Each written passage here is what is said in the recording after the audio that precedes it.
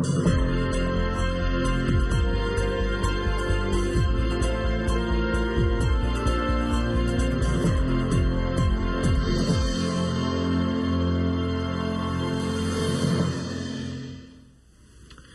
afternoon. We'll go ahead and call to order the City of Murfreesboro Board of Zoning Appeals regular meeting for June 23, 2010.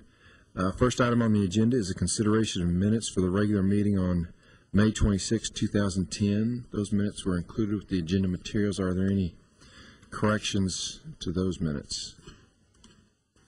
If not, then those minutes will stand approved as presented. We'll take on new business. First, variance requests.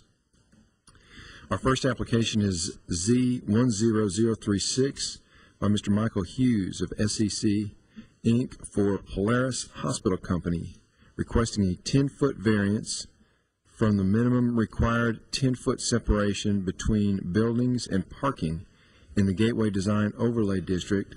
And this is for property located along the west side of Thompson Lane, south of Wilkinson Pike. Mr. Blum, if you'd review that application for us, please. Thank you, Chairman Rogers, and good afternoon, Chairman Rogers and members of the Board of Zoning Appeals.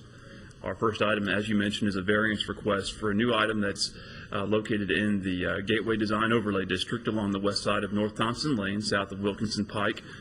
Many of you are familiar with the location of the Roscoe Brown facility on North Thompson Lane. This property is just north of Roscoe Brown.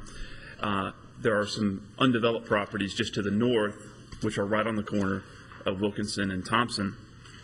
The applicant has been to the Planning Commission for initial design review, and the Planning Commission voted to approve initial design review with this proposed variance and had no opposition to the applicant coming before the Board of Zoning Appeals for this variance. As we've seen many times before, this particular variance is something that due to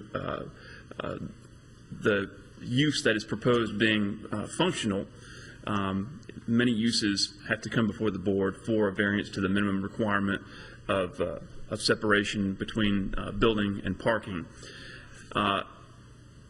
In this case, it's actually for the dock area of the building. What is proposed is, it's called Polaris Hospital. It's a rehabilitation hospital. It treats a number of different types of patients for their rehabilitation needs. And I'll show you the property on the overhead now. Okay. Well, we are having technical difficulties, so I will not show you the property on an overhead now. Property is undeveloped right now and is predominantly wooded, and the applicant would like to construct this facility on the property. The area that is in question, as I mentioned, is the loading dock. It's going to be a raised loading dock so that delivery vehicles, which will be primarily box vans and the like, as this is a hospital, it will have food service and other delivery needs. And the box van this will allow the box van to pull directly adjacent to the loading dock. And if there was separation between the building and the parking lot, the delivery trucks would not be an efficient means of delivery, as the delivery drivers would actually have to unload by hand or by some other means and actually bring it into the facility, as opposed to having a direct means of getting into the facility via that dock.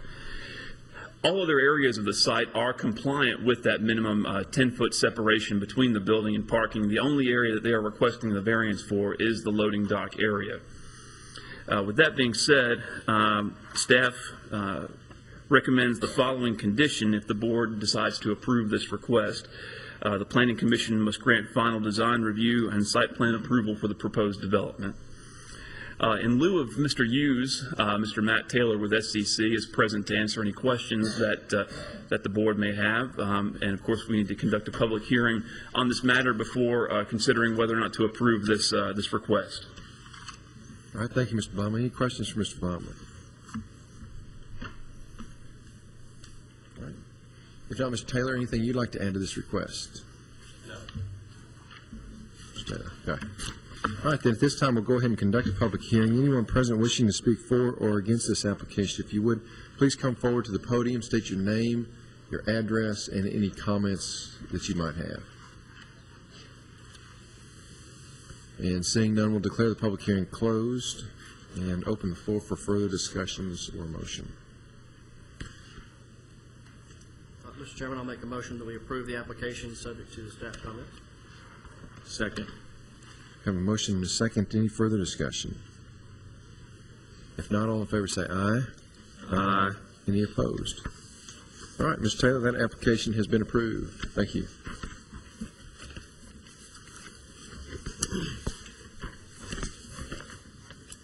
Okay, thank you.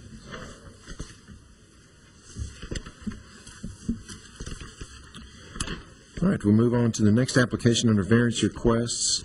It is application Z10037 by Mrs. Jane Spradley, requesting the following variances in a residential single-family RS-12 zone for property located at 3011 Bonaventure Court.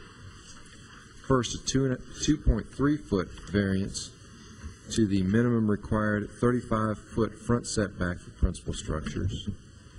A 5-foot variance to the minimum required 25-foot rear setback for principal structures. A 2/10 of a foot variance to the minimum required 10-foot side setback for principal structures. A 1.5-foot variance to the minimum required 25-foot rear setback for detached accessory structures that are located closer than 5 feet to the principal structure. And finally, a 5% variance to the maximum allowed 25% lot coverage.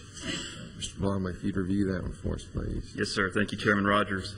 Mrs. Spradley had contacted the planning department several weeks ago. It had been brought to her attention by one of her neighbors that the addition that she was building could possibly be encroaching into the rear setback. So upon contacting the planning department and determining that it was likely that it was encroaching into the rear setback, staff advised her of the means by which she could apply for a variance to the setback requirements, as well as the fact that she would need a survey of the property in order to go before the Board of Zoning Appeals, so we would know exactly just how far she is encroaching. And first of all, just to orient you a little bit, I've been advised that our technical difficulties are over, and so I'll mention that this is the subject property here. It's 3011 Bonaventure Court. It's located in the Savannah Ridge subdivision, just to the east of South Church Street and north of Savannah Ridge Drive. This is the principal structure, obviously, and the applicants back in 2007 had an addition permitted along the rear of their house. The amount that was permitted back in 2007 was an 11 by 17 covered patio, let me see what the exact wording was. It was a 14 by 21 sunroom on the rear of the house and an 11 by 17 patio cover. Well, the sunroom is in this area here, and the patio cover, which was kind of a roofed patio, was built here. Well, several months ago, Mrs. Spradley wanted to enclose that in, and so that they could have room for another car in their garage. What she relayed to planning staff was that she thought that work would be allowed under the 2007 permit for the patio cover. I advised her that would not be considered a part of that 2007 permit, and that that if she was over that 25-foot rear setback line, that would be a violation of the minimum setbacks. As I mentioned, when she became aware that she was indeed in violation, she did make application to the Board of Zoning Appeals promptly.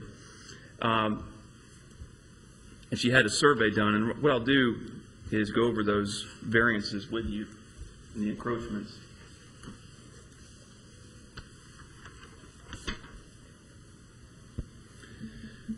All right, here is the main house. What he is calling as the former covered carport, which is now a part of which is now an extension of the garage. The most recent expansion of that covered carport and converting it into a garage was a 6.2-foot addition. And as you can see, that 6.2-foot addition does encroach into the minimum rear setback. And also, by about 0.4 of a foot, it encroaches into the 20-foot drainage easement that runs along the rear of the property. Also, there is a covered gazebo that is directly adjacent, there it is right there, directly adjacent to the house. Accessory structures that are within 5 feet of the principal structure are treated as a part of the principal structure for setback purposes. So if it is closer than 5 feet to the principal structure, which it is, then it's required to meet that 25-foot rear setback as well. So that gazebo cover, the roof over that gazebo, is actually in violation of the rear setback as well. Also, there was a shed that was located within the drainage easement, and also in violation of the side setback requirement, the minimum 5-foot side setback. Mrs. Spradley and Mr. Spradley have moved that. I have not gone out there to verify this, but according to the testimony that she has provided to me and photographs that she has sent me, they have actually relocated that off the site. That is no longer on the subject property. And then, in addition to the 2 rear setback variances, there are 2 other setback variances for the principal structure that I noticed when I was reviewing the survey. That in a belts and suspenders approach, I went ahead and included those, and I use that term just for Mr. Young because I know he appreciates that. In a belts and suspenders approach, I included those variances in this request as well, because those are items that appear to be in violation as well, even though it's just by a small amount.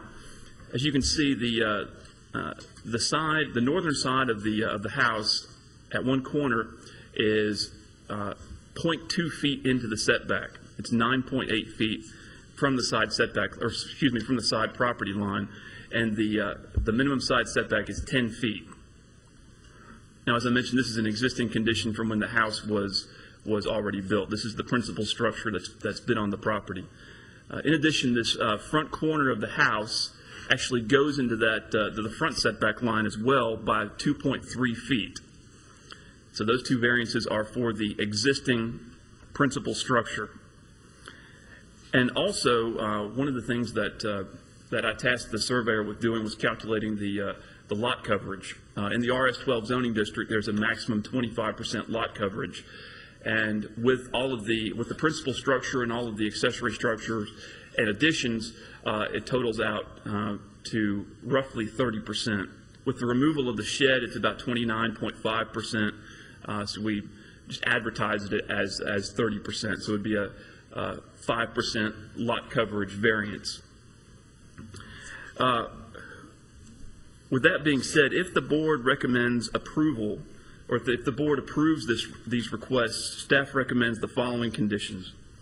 A building permit must be obtained for the addition to the principal structure, because as I mentioned, that 2007 building permit is not valid for the work that's currently being done. And I will mention that Mrs. Spradley, after notified about the violation by staff after she turned in the survey, she has stopped work so that because it would be pointless to continue with the work if knowing that there's the chance that the request may be denied. Number 2, the garage addition currently encroaches 0.4 feet into the drainage easement. It should be decreased in size so that the structure is entirely outside of the drainage easement. Building an addition into a setback is one thing, but building it into a drainage easement is another. And the board only has authority to grant encroachments into setbacks and not into drainage easements. And so Mrs. Spradley understands that if she's approved, some of that will have to be trimmed off, a small portion, so that none of that structure is in the drainage easement. Prior to the issuance of the certificate of occupancy, the applicant will need to provide written documentation from a surveyor that the garage addition complies with the actions taken by the board and that it does not encroach into the drainage easement.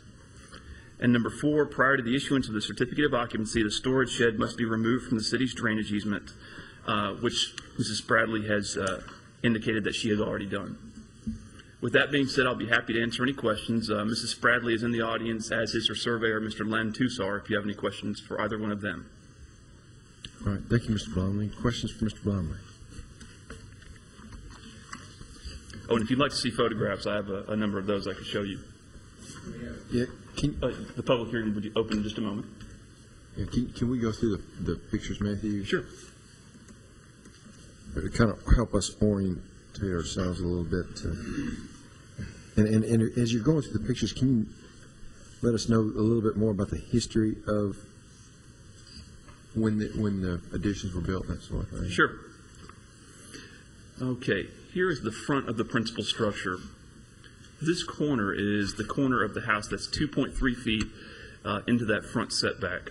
This is the beginning of the bulb of the cul-de-sac, so the front property line is not a straight line. It follows, of course, the front setback line follows the front property line parallel to it, and that front corner of the house does encroach into that 35-foot front setback. When was the house built originally? Was it 2007?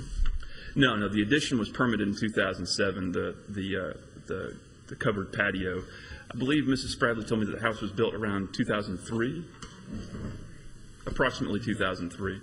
So we've got a setback violation that starts in 2003. Yes. Okay. So this is the house was built when it was originally built. It was built in the setbacks. Right.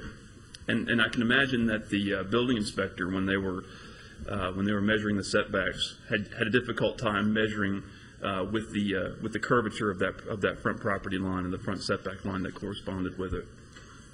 Okay. Were they the original owners? I don't know. She said that they're the third owner. I just wondered how it's escaped. Well, I guess it's not hard to escape in a mortgage inspection survey, but okay. I'm sorry. Go ahead. And this is just another view of that corner of the house that's in violation. That's the front corner.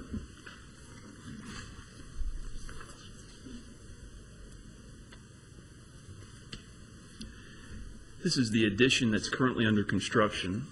As you can see, they are looking to add one additional bay to their garage.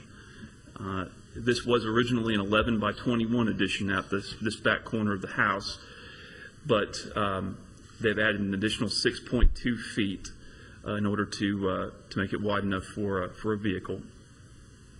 Now, originally when this was permitted in 2007, it was just for a covered porch. That's covered patio. Was it actually built? Yes. Okay.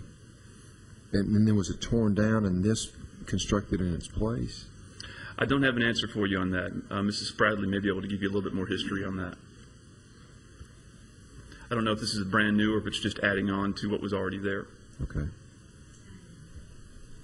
She just indicated that it's adding on to what was already there, that it was not torn down.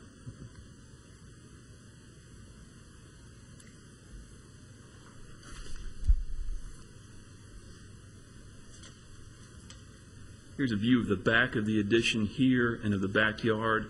That's the storage shed that has been removed from the property, according to Mrs. Spradley. And you can see the depression for the drainage easement.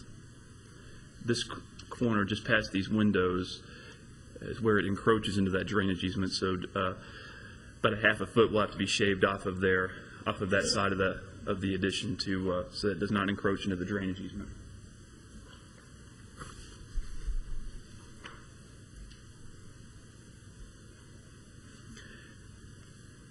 This is the shed that has been removed from the property. And that was only about 58 square feet, so it really did not affect the lot coverage too much.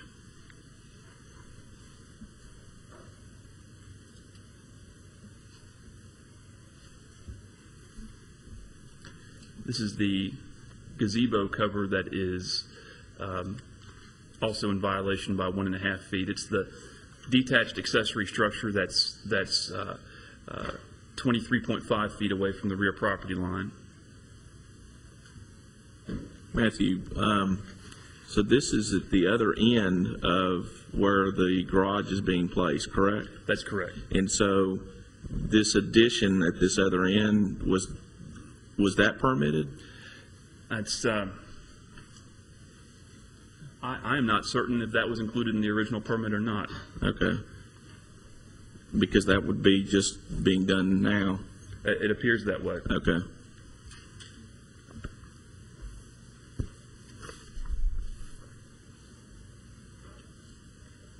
This is another view of that gazebo, roofed gazebo.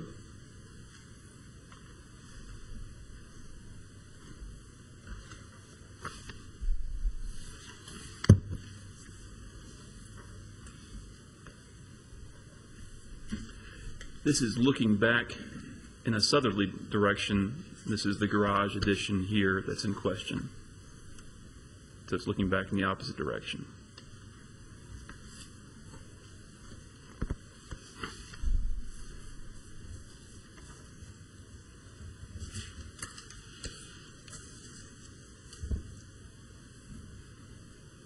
This is just a view looking inside of the addition.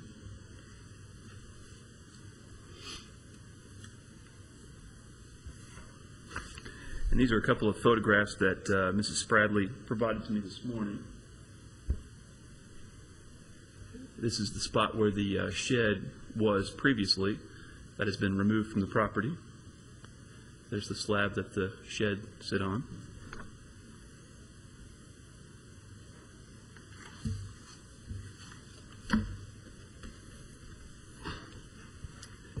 And as I mentioned, I'd be happy to answer any questions that the board had. Matthew, one more time, can we go over that? Sure. That site plan and just identify for me the 4 areas of variance encroachments?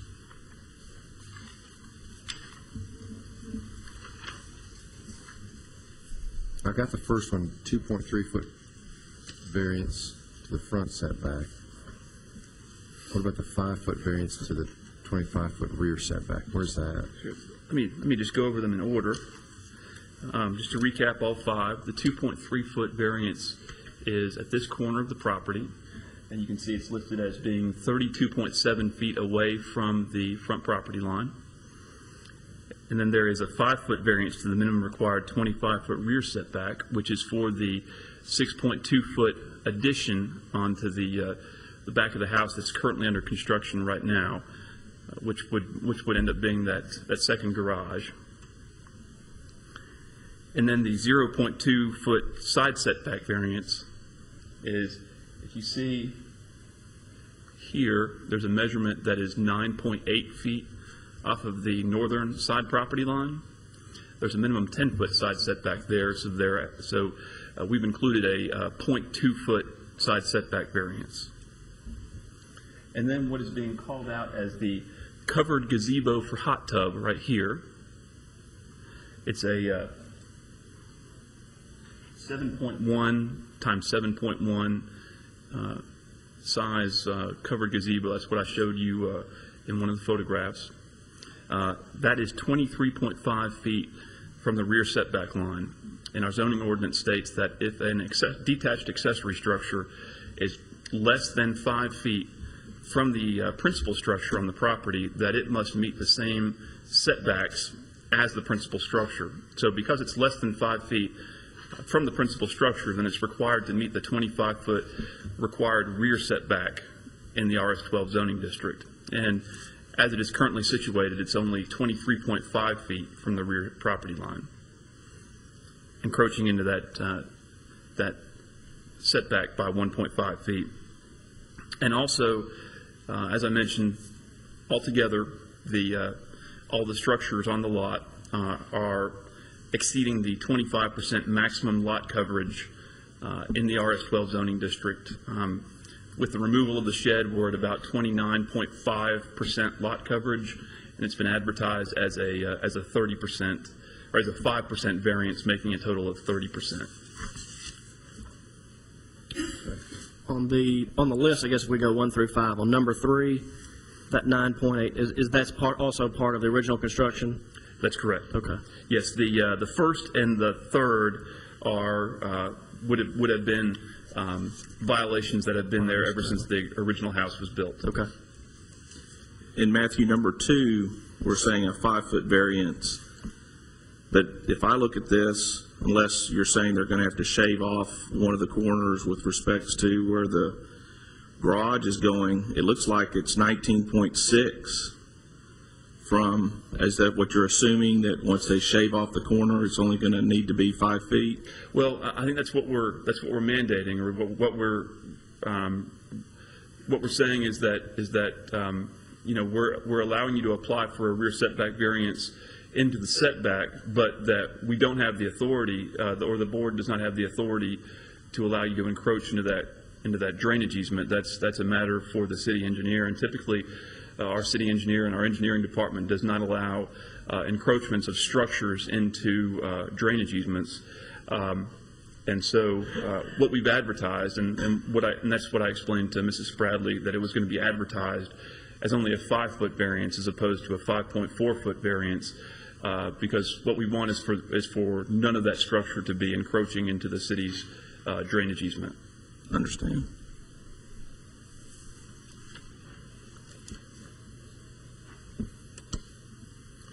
Okay, unless there are any other questions for Mr. Blomley? Ms. Spradley, anything you'd like to add to the application? Okay. Yes, sir.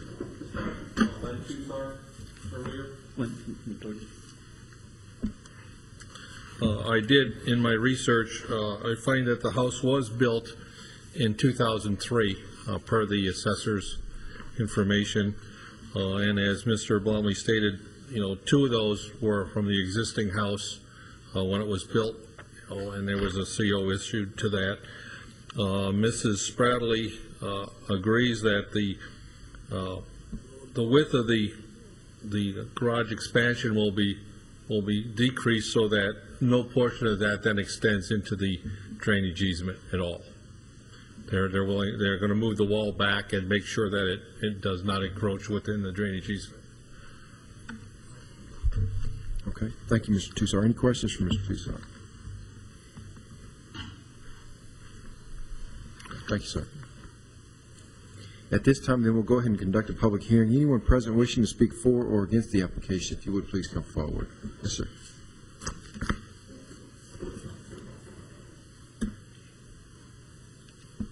My name is Rick Strickland. I'm a homeowner on the same street with Mr. Spradley. And then there's a couple of things I think that need to be mentioned with this. Could you give us your exact address, please? That's 3023 Bonaventure is my address.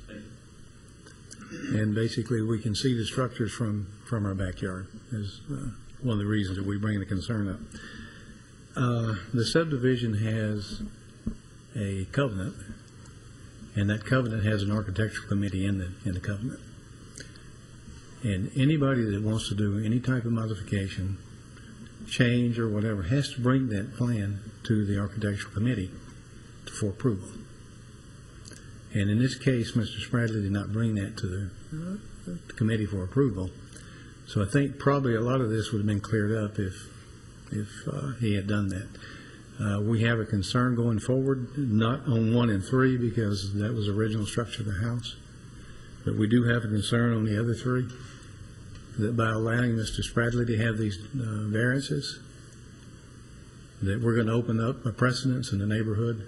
We have about 300 homes in there.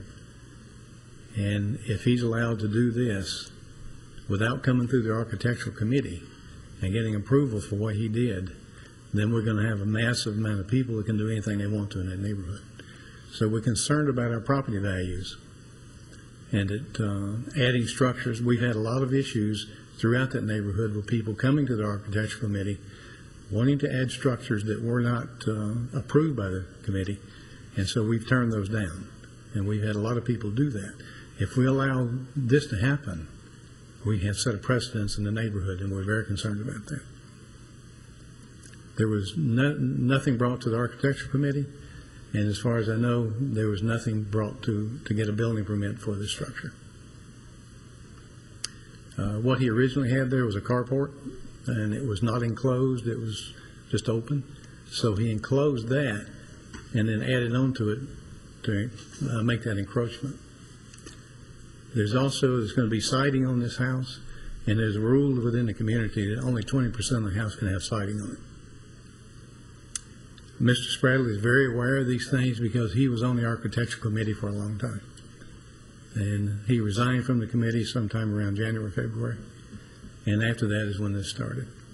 So he knows the rules and the procedures. So we believe he should have brought it to the architectural committee for approval.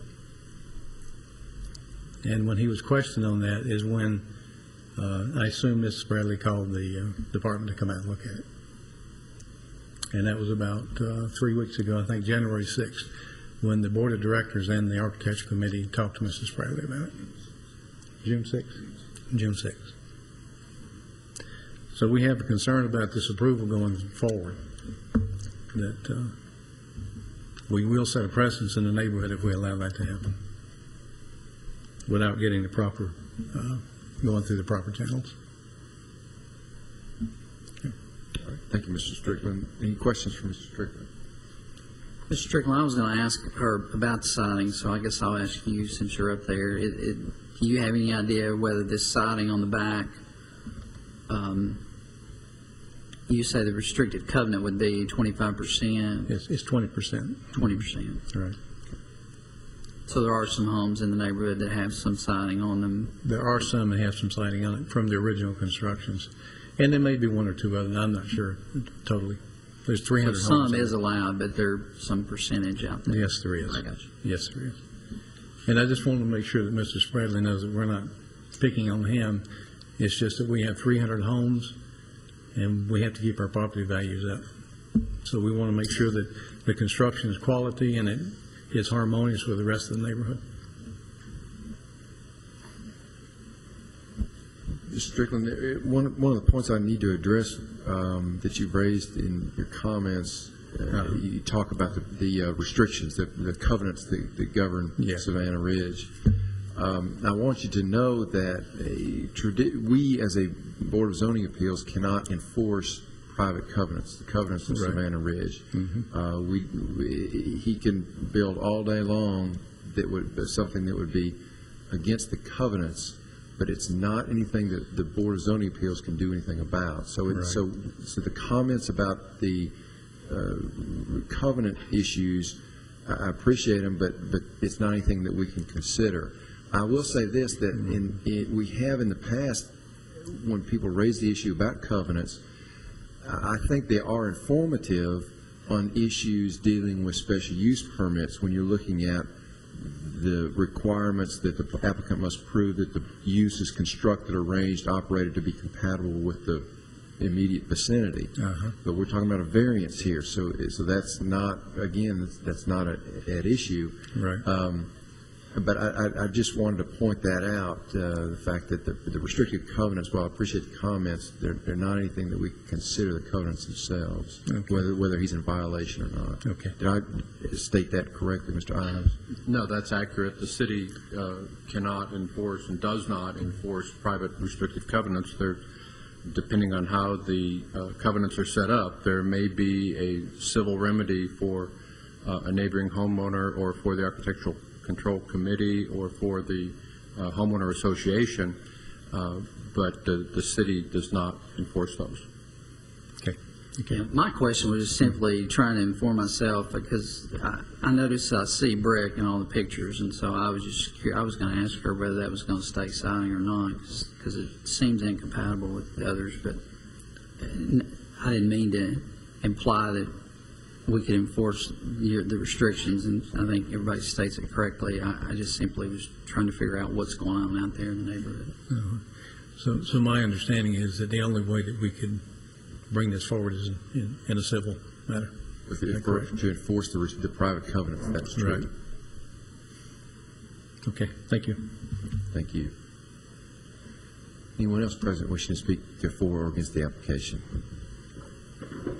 Mr. Tricia, hang on 1 second. Let me see if there is anyone else wishing to speak. I don't see anybody, so yeah, if you would come on forward. Okay, with respect to the brick issue, my client has decided to, when they remove the wall that's there, the sided wall, to bring it into conformance.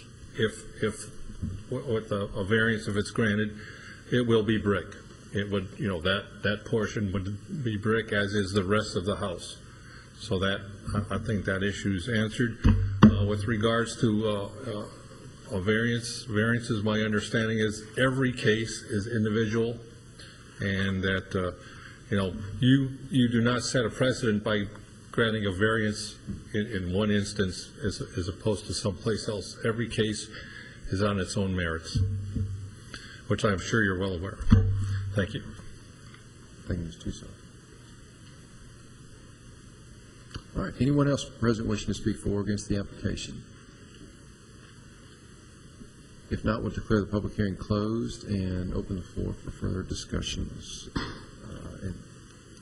Mr. Blumley, I have a question for the applicant.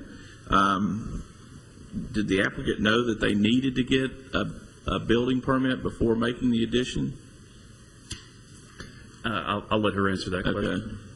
We thought we had one. Ms. Bradley, if you could come forward to the podium so we can catch all the comments that you have on the microphone. We thought we had previously had one, and even with Savannah Ridge, I guess it was 2007. I didn't realize it was that long ago, but I normally don't take care of these things, but my husband does, and things have happened, and he is not able to do that, so I'm having to clean this up. And you all probably are not aware of what has happened, but I'm just trying to get this cleaned up and do what we need to do. In 2007, I guess it was, we did actually apply with Savannah Ridge and received approval to put an enclosed garage there, and I do have that. And also, I guess the builder we've changed our mind and decided to do the open carport, and that may be why that's that way with the city. But we thought we had what we needed. I mean, we're willing to do whatever we need to do. We certainly never intended to do something we didn't need to be doing. So we will do whatever needs to be done.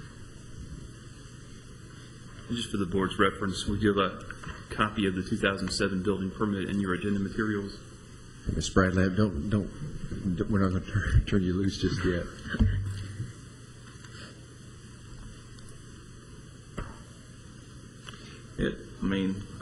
I could be wrong, but the way I read this is the way it was applied for was a sunroom and a patio cover. There's no mention of a garage addition, but I could be wrong. No, you may be very well correct. I know our original intention was to, and when the builder got that permit, we may have already changed our mind by the time he got the city permit. I know the Savannah Ridge permit is for an enclosed garage, and then we had to go back and get the carport approved after that. Because they came back and wanted us to complete the enclosure, and we requested that it remain an open patio at the time. But it was built so that it could be added on to be closed in at the time.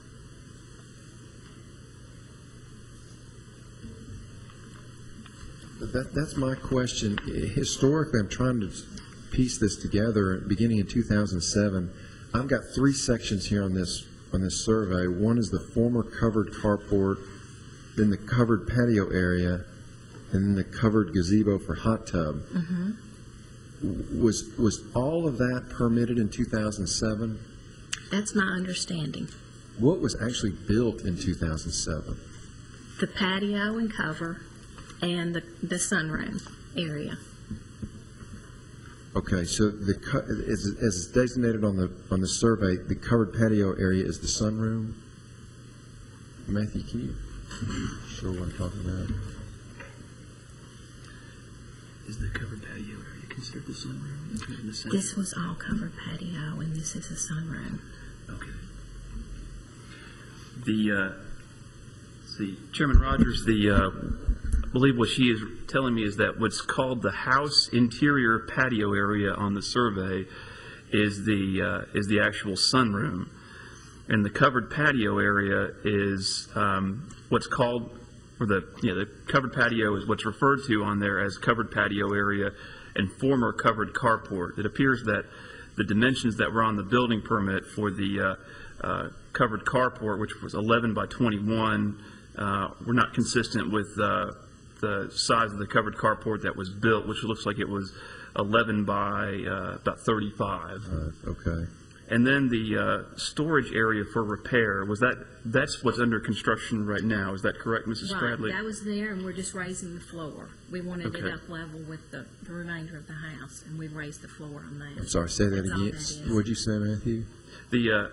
One of the things that was brought up, question was raised during my presentation, was about what's labeled as storage area repair, and that was what was adjacent to the to the covered gazebo for hot tub, and Mr. Dodd or Mr. Halliburton had asked whether or not that was something new that was under construction. And I think Mrs. Spradley just answered that that was constructed in 2007. Is that correct? As part of this? I'm And not then- sure when that was constructed. Okay, but y'all are, it was there, and y'all are in the process of raising the We're floor. raising the floor up so that's level with the remainder of the house. Okay. Matthew, the former covered carport area, even if it was permitted 11 by 21 in 2007, it looks like it was still would have extended into the rear setback. Yeah, looks like that corner may be encroaching over that line. There was no survey or anything at that time, so it's possible. Okay. What about the covered gazebo for hot tub? When was that constructed? They're doing that now. That's done. Okay, so that's brand new. And that was never permitted. I didn't. Yeah, I didn't know. I don't believe so. No, I didn't. And then what's also being done now is the expansion for garage conversion. That's correct. Okay. Which is basically just extending out what's labeled as former covered carport 6.2 feet. I'm with you now. It's a lot to take in. And that's just, the extension was just so the builder said that was the only way you could get the swing to get the car in there properly.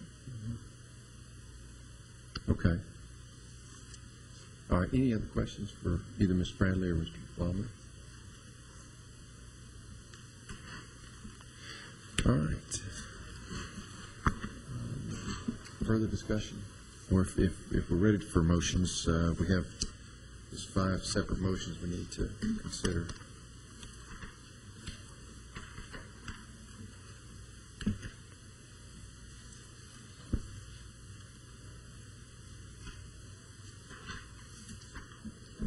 Mr. Chairman, I'll make a motion that we approve the first in the list, the 2.3-foot variance, subject to the staff comments.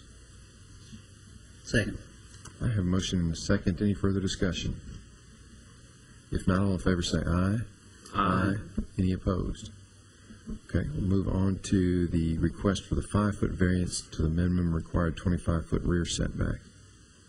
This would essentially cover the expansion for garage conversion. Chairman, I move for approval of the 5-foot variance. Subject to staff comments. And is it, before we go further with this motion, it's our understanding that the vinyl will be brick as part of your agreement? Mr. Rives, would that be an appropriate condition to place on this particular variance? With it being stated by the applicant that they will do that, yes. That could be an added condition to this variance. So moved, yeah. And would that be That'd be my motion to add that condition. and that would be all exterior sides of that addition? Yeah, on the extended side, I think there's already brick surface throughout the extension, yes. I'll second that motion. All right, we have a motion and a second. Any further discussion on that one? If not, all in favor say aye. Aye. Any opposed? Okay, we'll move on to the third one, which is the 2/10 of a foot variance to the minimum required 10-foot side setback. Chairman Rogers, I'll make a motion that we approve that variance subject to staff comments.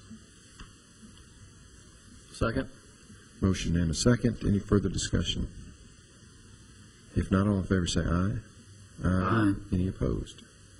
All right, we'll move now to the 1.5-foot variance to the minimum required 25-foot rear setback for detached accessory structures.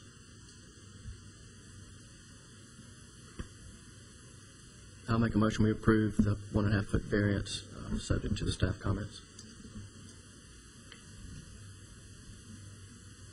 Second.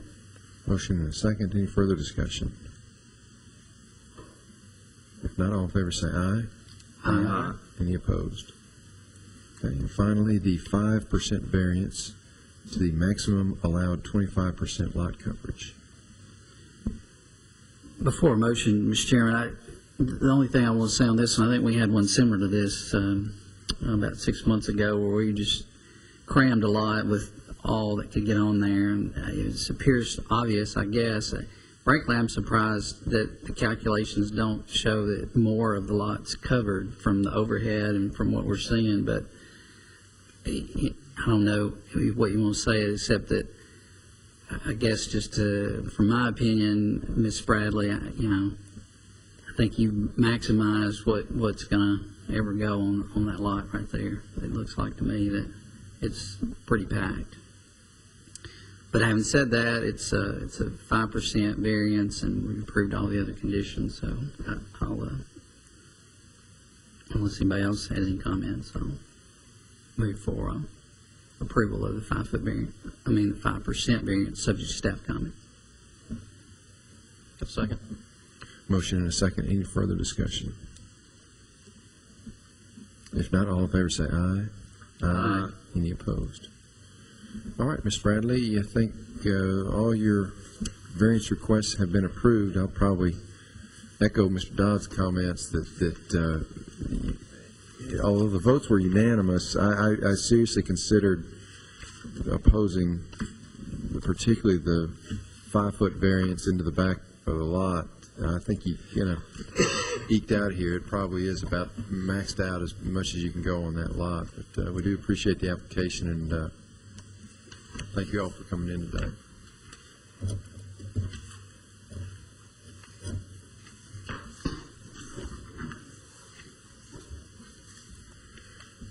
All right, we'll move now to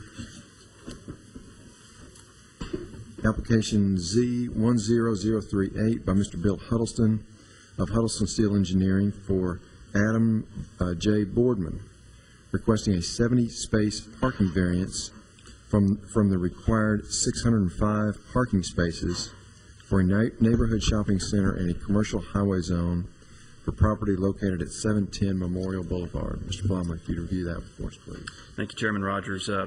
As you mentioned, this is a parking variance very similar to one that we saw back in 2007 at the Broad Street Center, which houses Kmart, when the Arby's wanted to build as a ground lease in the parking lot of the Broad Street Center. In this particular instance, there's another fast food restaurant that would like to who the franchisee would like to construct a freestanding restaurant with ground lease in the Memorial Village Shopping Center, which is at 710 Memorial Boulevard and currently houses the Murfreesboro Athletic Club. The particular restaurant in question is a Popeyes chicken restaurant, and the existing site predates our current zoning regulations and is actually deficient in with regards to our minimum parking standards for what we consider a neighborhood shopping center. Back last year, the Planning Commission and the City Council adopted new parking regulations for shopping centers, and because it was getting to be a bit problematic to regulate parking in shopping centers by looking at each individual tenant and how much that individual tenant required and adding all of those up together, what we did was we just increased the requirement from a 1 to 300 ratio to a 1 to 200 ratio in order to cover all of the uses such as restaurants and hair salons and doctor's offices that typically require more parking than the traditional 1 to 300 ratio would for general office and retail. I'll show you the aerial photograph of the site. This is the existing Memorial Village Shopping Center. The brown-colored roof here is the MAC, and directly in front of the MAC, close to Memorial Boulevard, is where the applicant, Mr. Huddleston, is representing the application, but Mr. Boardman is the representative of the property owner, and the building would be directly in front of the MAC, close to Memorial Boulevard. If you'll recall, last month we had the Goodwill trailer come before the Board of Zoning Appeals, and it is located here, and which would be just to the south of the proposed Popeyes location.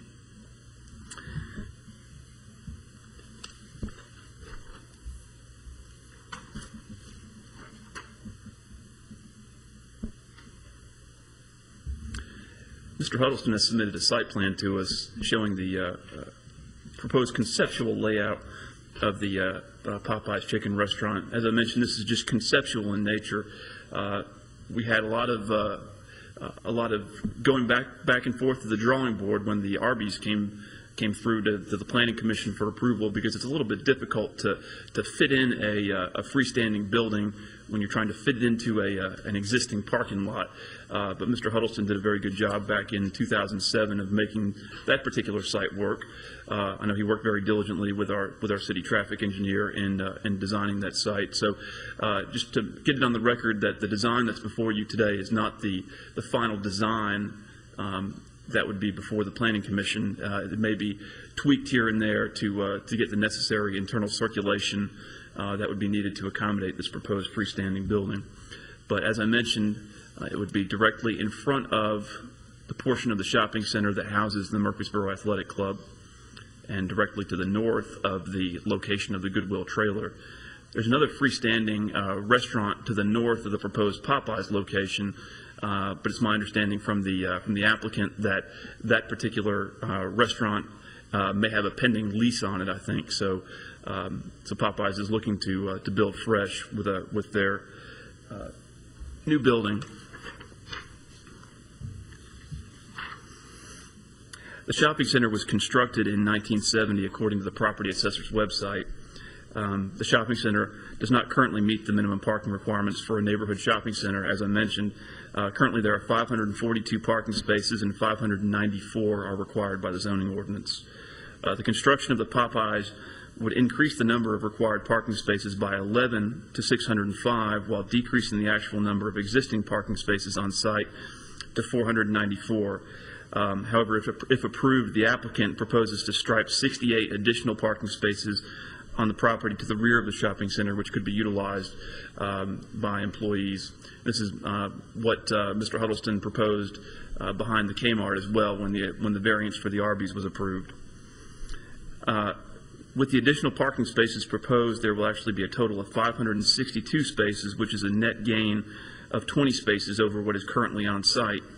However, the 562 spaces is still 43 spaces short of the minimum 605 space requirement, and that's a 7.1% variance that they are requesting, or that's a 7.1% variance that is needed. Staff has gone ahead and advertised for a 70 space variance, or 11.6%. However, as there are still unknowns for the site design that may negate additional spaces. As I mentioned, the site plan that you have before you is conceptual in nature and would be subject to change after the staff and the design engineer have an opportunity to tweak it.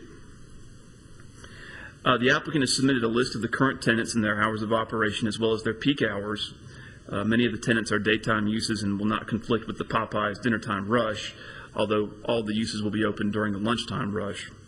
The hours of operation for the proposed Popeyes will be 10 a.m. to 10 p.m., except on Fridays and Saturdays, on which days the restaurant will be open until 11. Peak hours for Popeyes are generally from 11:30 a.m. until 1:30 p.m. and from 5 until 8, according to the applicant.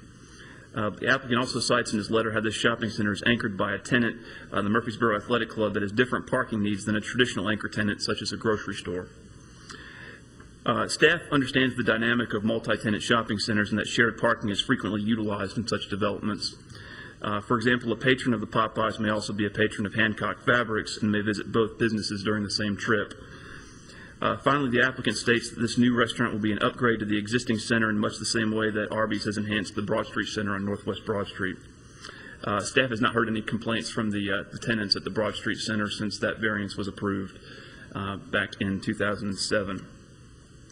If the request is approved, staff recommends the following condition. The development must receive site plan approval from the Planning Commission or the planning staff as determined by the planning director, and the site design must adequately address staff's concerns regarding the internal circulation and the layout of the proposed parking aisles.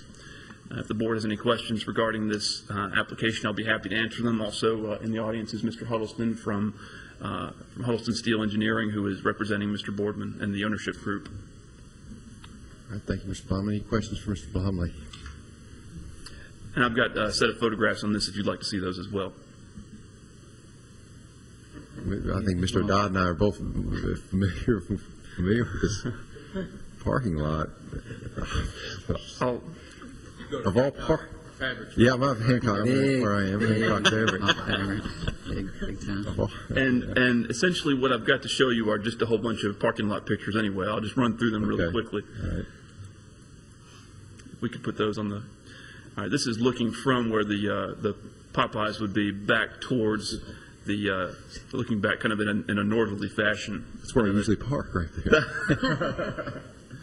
I think that's Mr. Rogers' van right there. Just kidding.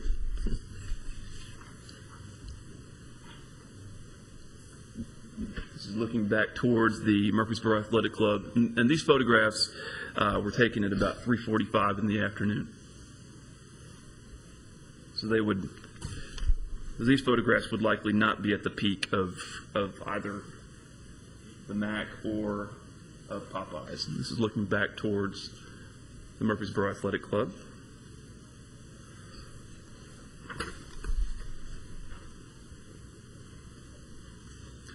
This is looking along the southern property line.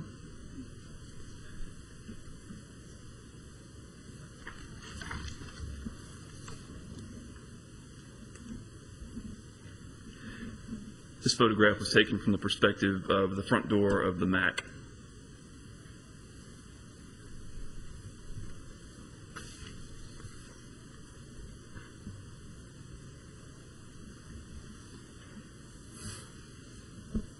Same perspective.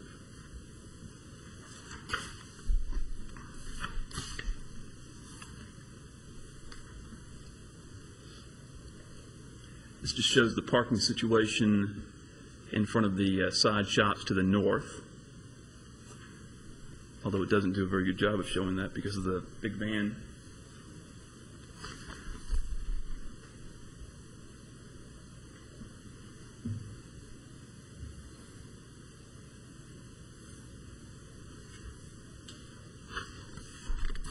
And finally,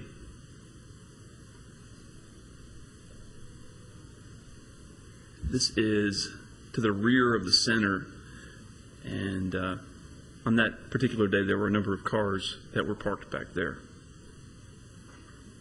It's my understanding from Mr. Boardman, though, that a number of those cars are parked there to access the senior center, which is right behind the shopping center. That area is not striped at this point, correct? That's correct.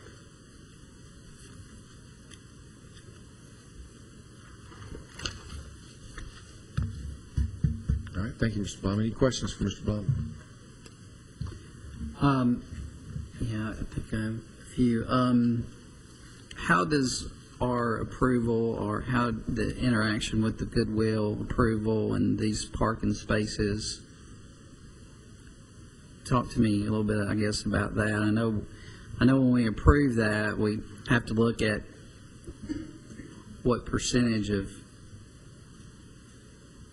if taking up those spaces will bring this out of compliance, and I guess I'm just trying to figure out what the interplay there is, if any, if we're concerned if we're always having to excuse one for the other, or how that works. Well, the Goodwill trailer, with its approval as a temporary mobile recycling center, they're not required to demonstrate that they are taking up a maximum number of parking spaces as would a temporary vendor, for example. One of the things that we did, so it would not affect the Goodwill trailer. They could still make application on an annual basis to remain in this parking lot. One thing that this has taken into account, at the request of staff, Mr. Huddleston did include in his calculations the Goodwill trailer. So he has actually included that in the variance request, so that he's taken into account the number of spaces that's taken up by the Goodwill trailer itself. So the spaces that are taken up are excluded from available parking spaces that are included in the numbers that we've been given. That's correct. Okay. And I understand, just so to make sure, I guess I understand, and make sure, I guess anybody listening understands, this drawing as it's shown is still has to go through a process with planning and with staff, and traffic flow and all those issues have to be signed off on. You're just asking us to say it's okay to lose 70 spaces in this center. Is that Yes, sir. accurate? That's correct. It's, this would be considered, even though it's under 5,000 square feet, this would be considered multiple main buildings on one lot of record. This is another principal structure that's being added. And anytime there are multiple main buildings on one lot of record, that does require Planning Commission site plan approval. So all we are looking at today is whether or not to grant the parking variance or not. If it's granted, then the applicant, you are correct, would have to go back to the Planning Commission for site plan approval, at which time we would scrutinize the internal circulation and the layout of the site in a more detailed fashion.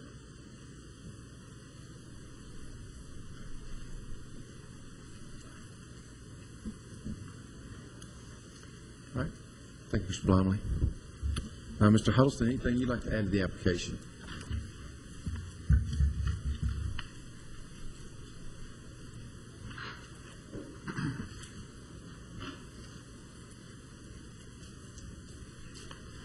Thank you, Chairman Rogers. Good afternoon, and good afternoon to the board. I'm Bill Huddleston, President of Huddleston Steel Engineering, and we appreciate your consideration of this request today.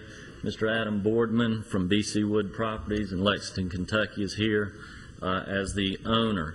The only thing I would like to emphasize is that Mr. Boardman has made a commitment to develop a very nice out parcel on this site. It'll be architectural and landscaping enhancements such that Arby's had at the Broad Street Center, and also such as exhibited by the Burger King across the street on Memorial Boulevard.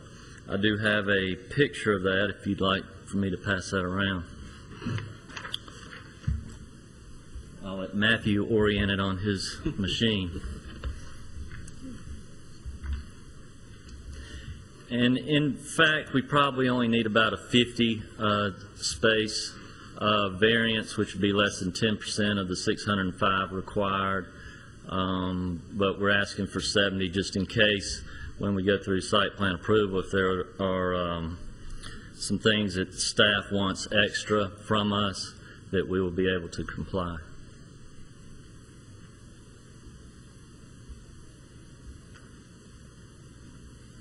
Mr. I'm glad to see Popeyes coming in.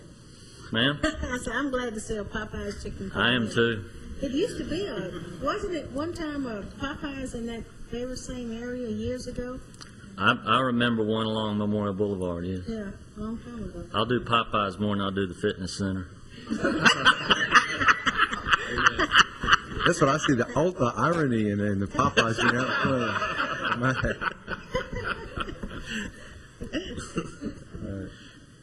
Any other questions for Mr. Huddleston? Mr. Charleston, as a practical matter, is there really any other, I know we talk about flow and things that can be changed, but for them to build an out parcel in this, there's really no other place more or less for it to go. There really isn't, and we've met with staff on a number of occasions trying to determine the best place. The place where we've got it located now keeps it separate from the accesses to Memorial Boulevard, which is a good thing.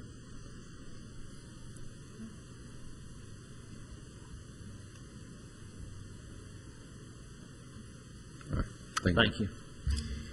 At this time, we'll go ahead and conduct a public hearing. Anyone present wishing to speak for or against the application, if you would please come forward. And seeing none, we'll declare the public hearing closed and open the floor for further discussions. I'll go and make a motion if no one has any remarks to approve the application for the 70 space parking variance with, of course, the comments from the staff. I'll second the motion. Okay, a motion and a second. Further discussion. I'll just say, I know, I don't like to vote against anything, but I don't know how they're going to coexist, because I've been there many times and parked dead smack in the middle because there's just nowhere else to park at that Popeyes from the Mac. I'm surprised they're not here. at those peak times, I don't know where folks are going to go. That's just me being on that side at 5:30 at night. I will echo those comments. You always bring good site plans to us, but this one was, for me, as soon as I saw it, I said, okay, as long as they built it anywhere other than right in front of the MAC. And it is just, there's absolutely no way that they can coexist. The pictures that were taken show clearly that they could between the hours of 10 and 3:45, but beginning from 4 to about 7 o'clock at night, I parked all the way out to the road before, and I get half my exercise just walking into the MAC, I think. That parking lot is full, completely full, on just about every night of the week from probably 4 to 7. I just can't conceive that these can coexist in the same parking lot. So I'll vote against this motion. Any other comments? If not, all in favor say aye. Aye. Any opposed? No. Okay. Application is approved 3-2. Thank you. All right. Next item on the agenda.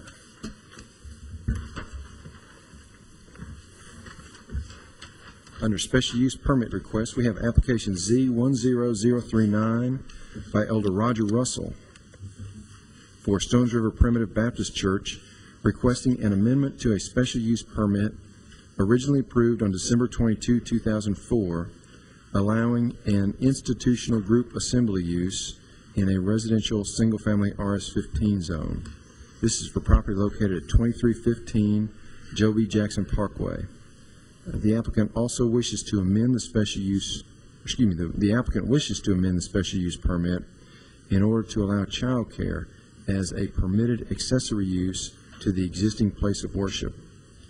Mr. Lama, if you'd review that one for us, please. Yes, sir. Thank you, Chairman Rogers.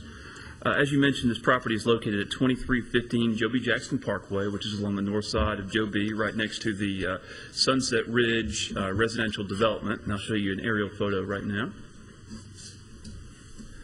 There's the existing church. It's a much larger lot than what's developed. It's a long and narrow lot. And as I mentioned, directly to the west is the Sunset Ridge residential development. This is a condominium development that is currently under construction, and it's a single family to the north of the condominiums. The subject property was approved back in 2004 by the Board of Zoning Appeals for a special use permit for a church in an RS-15 zoning district. The applicants at that time were the previous owners of the property, Believers Tabernacle. Believers Tabernacle is now located in the former location of the Stones River Primitive Baptist Church on County Farm Road. You'll recall that Believers Tabernacle came before the board for some variances for some building additions late last year. The Stones River Primitive Baptist Church, as I mentioned, currently occupies 2315 Joe B. Jackson Parkway, and they approached me about a month ago wanting to amend their special use permit to allow child care as an accessory use to the place of worship that was approved in 2004 as a special use permit. In researching that 2004 special use permit, I determined that the original special use permit did not include child care as a permitted accessory use. And so much the same way as we did with the Holy Cross Episcopal Church on Cason Lane, we had them come to the board to amend that special use permit so that child care would be a permitted accessory use.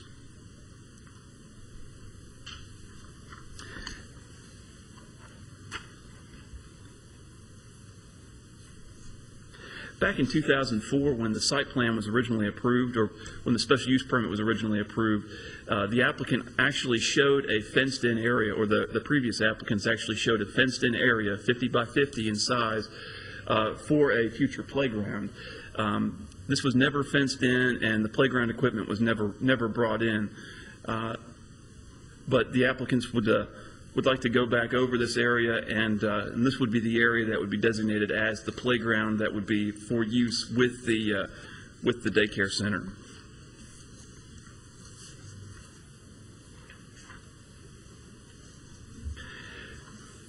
The child care is really the only aspect of the original special use permit that would change. The applicant is not looking to add any additional bells or chimes or anything else that's listed in the standards for special use permits for institutional group assembly uses. And they would not be doing any kind of building expansion either. The daycare would be housed within the existing church building in some classrooms that I believe that are existing. What they're proposing may or may not require a building permit. That would depend on what, if any, work is proposed and what, if any, occupancy classification the Building and Codes Department determines will be required for the daycare center use. One of the things that has come to staff's attention is with regards to the landscaping on site. It appears that through both owners, the landscaping has been neglected somewhat. I believe that the Type C buffer that is along the western property line, it appears that a number of the trees that are in that Type C buffer have died. A number of them are brown, and that the pine needles are crumbling off. And you can see a number of holes in the ground where the trees have been removed, assuming that those trees were probably dead as well. Back in 2004, the Board of Zoning Appeals conditioned the approval of the original special use permit on a Type C buffer being installed along the western property line to buffer the group assembly use, the church, from or to buffer the residential use to the west from the group assembly use, the church. While that was planted, it has not been maintained in good condition, and it's come to my attention that the bond that we're holding on, the maintenance bond that we're holding on the existing landscaping on site is actually being held through the previous property owner. So one of the things that, if the board approves this request, is that prior to beginning operation of the child care, staff would like to see the site meet its minimum landscaping requirements. And in doing so, that would be meeting the minimum requirements that were the conditions that were set forth in the 2004 approval. So the site is not currently in compliance with the Type C buffer condition that was placed upon the approval back in 2004 by the Board of Zoning Appeals. And to this effect, staff recommends the following conditions if the board approves the request. And you'll see in front of you, I put a list of amended conditions in front of you. Because after discussing this with our Urban Environmental Department, I decided to modify the condition that pertained to the landscaping. I'll read these in order. Number one, a fence permit must be obtained from the Building and Codes Department prior to the erection of the fence. The proposed daycare must also comply with any other applicable city and state regulations and codes. Number two, if chain link fencing is to be used around the playground instead of picket fencing, it should be vinyl coated chain link. Staff doesn't necessarily have a problem with the chain link fencing. We know that it's important that in daycares for what's going on inside the fence to be visible to what's outside the fence or the people that are outside the fence who may be watching those children. But we think that a vinyl coated chain link would have a better appearance, especially considering the residential uses in the area. And number three, and this is the one that was modified from the original staff comments that went out. Prior to the daycare beginning operation, the existing landscaping deficiencies must be addressed as follows. And in parentheses, it says, if weather conditions are not conducive to planting prior to when the applicant wants to open the daycare, a landscape installation bond may be submitted to the Urban Environmental Department in lieu of the immediate installation of the landscaping. If this route is chosen, the landscape installation must be completed and inspected no later than fall 2010. We understand that the middle of the summer is not the most conducive time to planting. That may be setting up the new landscaping for failure if it's planted during the middle of the summer. So an installation bond would suffice if they want to get open sooner than the fall. First, the site must comply with the original BZA condition of approval that a Type C buffer be in place along the western property line. In addition, this type C buffer must be extended an additional 100 feet northward from the northern boundary of the existing parking lot, and that's a recommendation of staff that in order to help buffer the playground area from the neighbors, that buffer be extended 100 feet to the north. Secondly, the site in its entirety must be brought into compliance with the approved landscape plan, and all dead or dying trees must be replaced. And that's throughout the site, as there are a number of parking lot trees that are being currently, I would say, choked by the straps that were apparently never removed after the trees were planted. All required site landscaping, including the Type C buffer, must be inspected and approved by the Urban Environmental Department. And lastly, a new 3-year maintenance bond must be submitted to the Urban Environmental Department after the landscaping is installed. If you have any questions specifically about the condition of the landscaping, Mr. Brad Barbie, who is Ms. Cynthia Holloway's assistant, is available to answer any questions that you may have. And in addition, if you have any questions about the special use permit request, I'll be happy to answer those as well. And Elder Russell is in the audience present today to answer any questions also. All right, thank you, Mr. Blomley. Any questions for Mr. Blomley? I have one, Mr. Blomley. With respects to this revised conditions, we're asking the church to get their own maintenance bond. Will the previous owner be released of the bond that they currently have? I think I would defer that to Mr. Ives. If the current owner completes the landscaping as required. Let me back up. Not the current owner, the original owner. Right. But if the current owner completes the required landscaping and places the maintenance bond for that landscaping, then the bond that the city currently holds will be released. Okay. Thank you.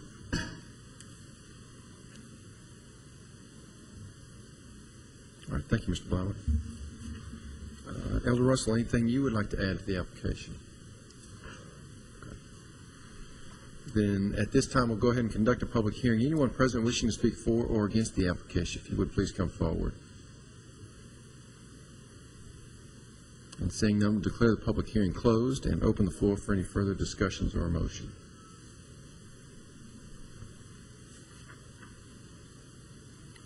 Mr. Chairman, if there's no discussion at this time, I move for approval, subject to the revised staff comments.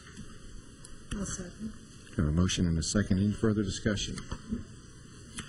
If not, all in favor say aye. Aye. Opposed? Elder Russell, looks like that application has been granted. Thanks. Appreciate all of you coming in today.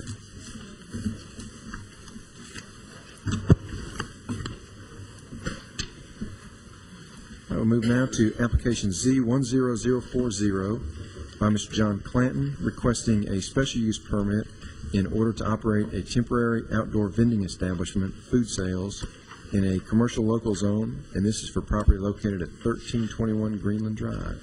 Mr. Blomley, if you'd review that one. Yes, sir, Chairman Rogers. I was looking for the applicant. I don't see him here. We'll move on to application A. No. I suppose we'll move on with this application either with or without the applicant. Subject property, as you mentioned, is 1321 Greenland Drive. It's the current location of the Blue Raider bookstore along the north side of Greenland Drive, just to the east of Middle Tennessee Boulevard. The applicant has submitted a special use permit request in order to operate a temporary outdoor vending establishment, food sales. He would like to sell hot dogs would be his main item, and the name of his business is actually the Dirty Dog, and you have it's a unique name. You have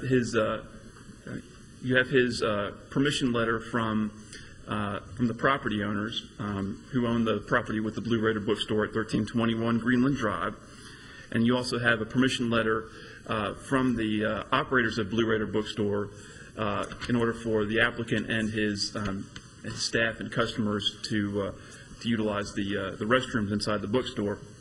What I'll show you now is the site layout. You can see this is the Blue Raider bookstore property. This is the entrance to an apartment complex to the north. And the applicant would like to set up in the parking lot here.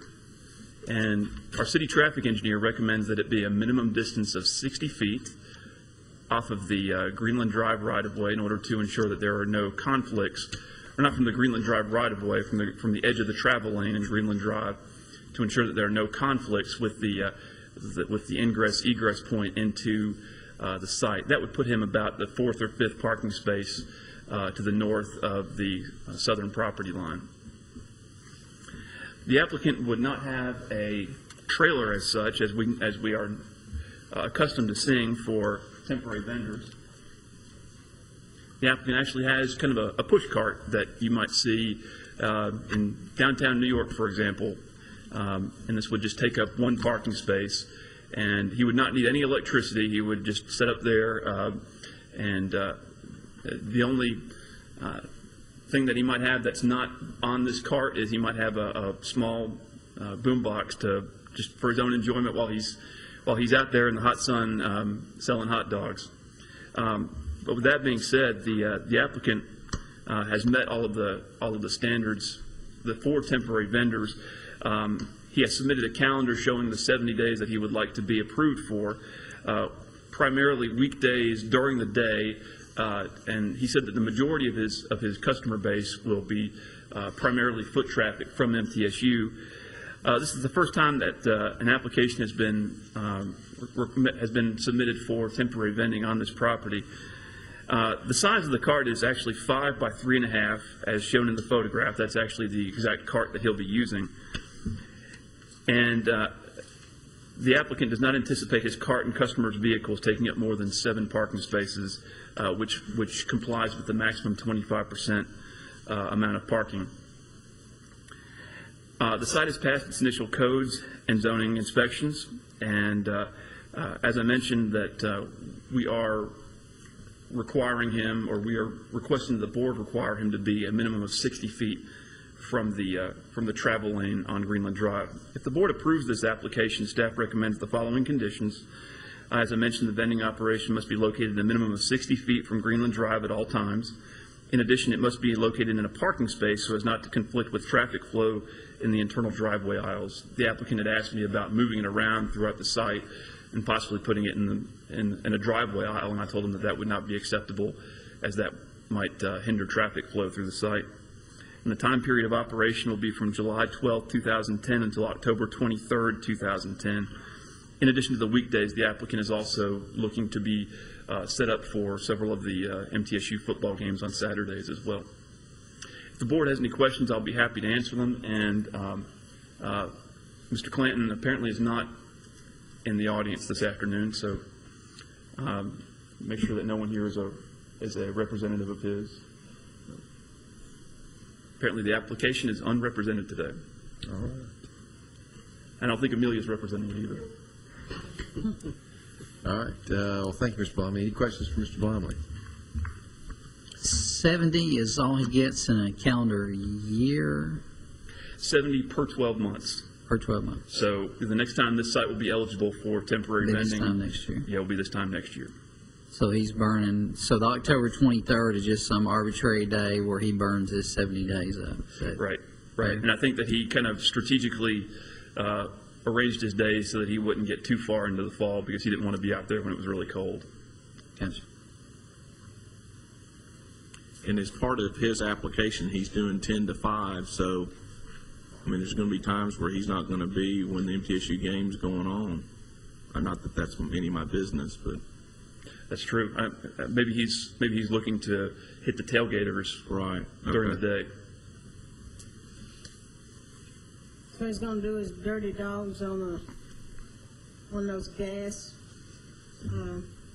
things, because he doesn't have electricity, so he's going to use gas. I'm not sure exactly how it's going to be powered, but he said that he will have no need for any kind of electrical hookups and no need for a generator, that everything is contained within the cart itself. I would assume gas. Maybe it'd be cold, dirty dogs. Dirty and cold. Hey, college students will eat just about anything, right? So, Cold and dirty. Mr. Dodd, when I was a college student, that might have sufficed for a gourmet meal. That's right. It's meat.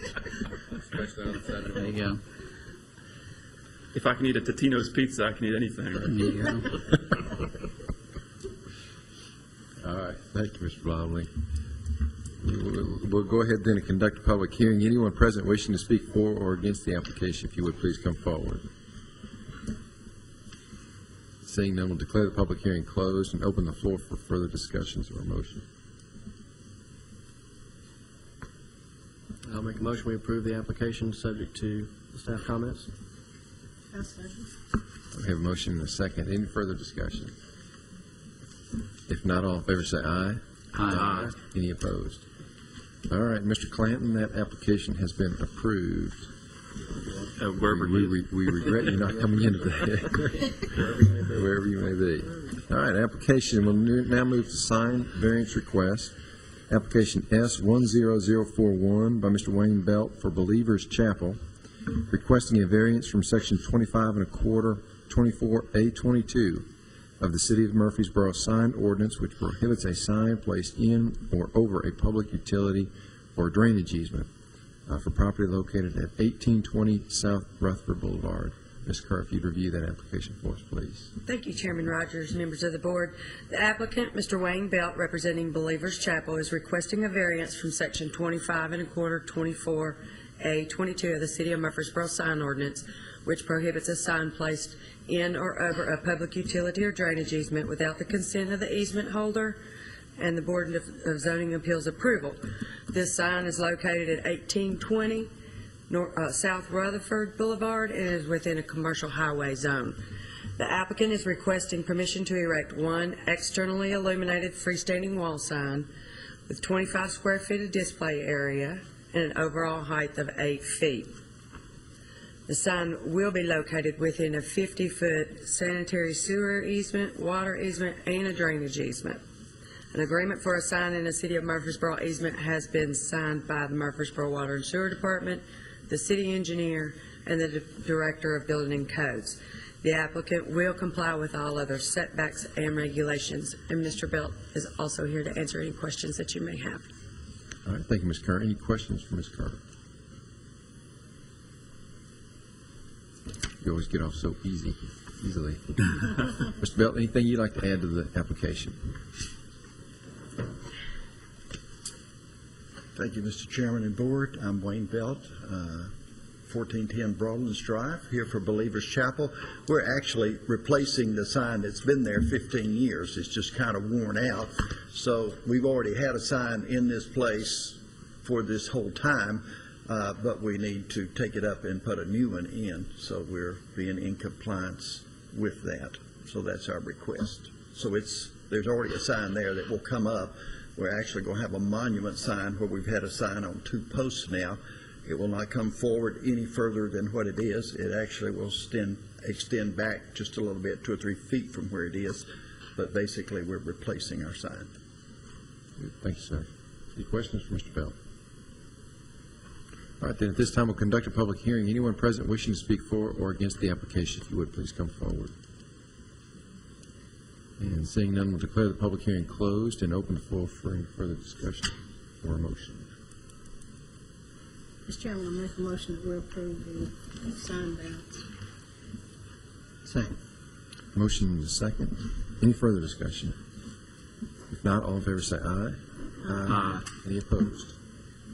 All right. Thank you, Mr. Belt. That application has been approved. All right. We will now move on to staff reports and other business. I have one item today, and I will try to do my best to fill in for Mr. Lewis, our training officer, who is on vacation this week.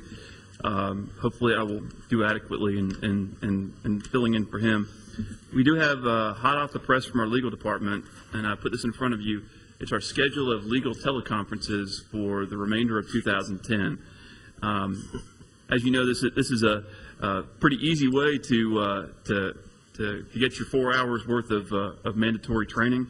And I say 4 hours of mandatory training, but as we all know, when we go to these, we learn something, and it's very informative, and it's not just mandatory training. It's good continuing education.